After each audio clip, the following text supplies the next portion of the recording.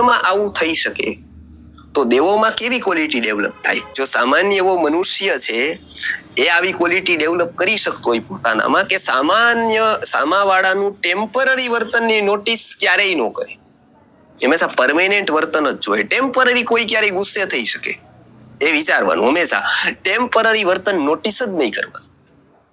જ્યારે આપણે ટેમ્પરરી વર્તન કોકનું નોટિસ કરીએ અને એને પરમેનન્ટ માની લઈએ ત્યારે આપણે એના પ્રત્યે મોટો અન્યાય કરીએ. પછી આપણા સામે એ પત્ની હોય, પતિ હોય, કોઈ પણ હોય, એનું તમારે ટેમ્પરરી વર્તન નોટિસ જ નહીં કરવાનું. જો આ એક સિદ્ધાંત ગીતાનો ધ્યાનમાં રાખશો એટલે આપણા 80% ઝઘડા પૂરા.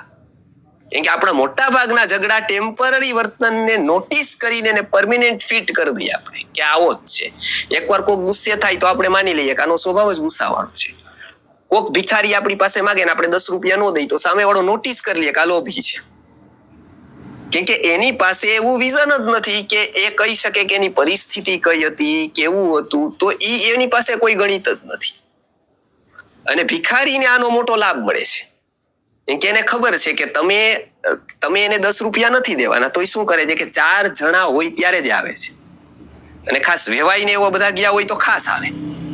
અને ત્યારે એની કિંમત વધી જાય માગવા વાળા. એને સાયકોલોજી બહુ સારી ખબર છે, આપણને ટ્રેપ કરતા આવડે. આપણને નથી ખબર ભિખારીની સાયકોલોજી, પણ ભિખારીને આપણી સાયકોલોજી સારી રીતે ખબર છે. એટલે જયારે વેવાઈને બધા 4-5 જણા જોવે ને તો આપે કે આપું. હવે તમને આ ન પાડી શકો કે વેવાઈને ખોટું લાગે હોય. કેમ કે એને એટલી જ ખબર છે કે ભાઈ આમાં તો, એટલે એને લાગે કે આ તો, એટલે ભિખારી તક જોવે કે આમાં 4-5 જો વેવાઈ દે જોઈ લઈએ વારાણસીમાં, તો વારાણસીના ભિખારીનો અભ્યાસ એકવાર કરવા જેવો છે. એ એટલા બધા સારા લોકો પાસે રહ્યા ને એટલે ડેવલપ થઈ ગયા છે.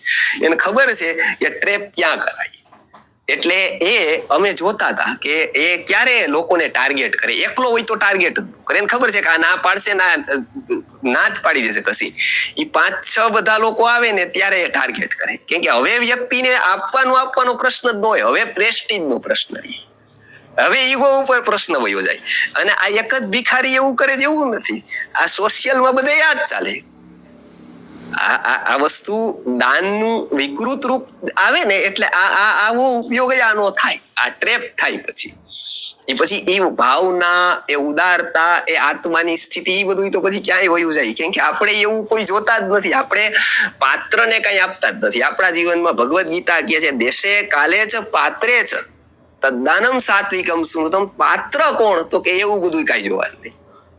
આપણને એ ખબર જ નથી. કેમ કે વ્યક્તિની ક્વોલિટી શું હોય, એની ક્વોલિટીથી શું થઈ શકે એની ખબર નથી.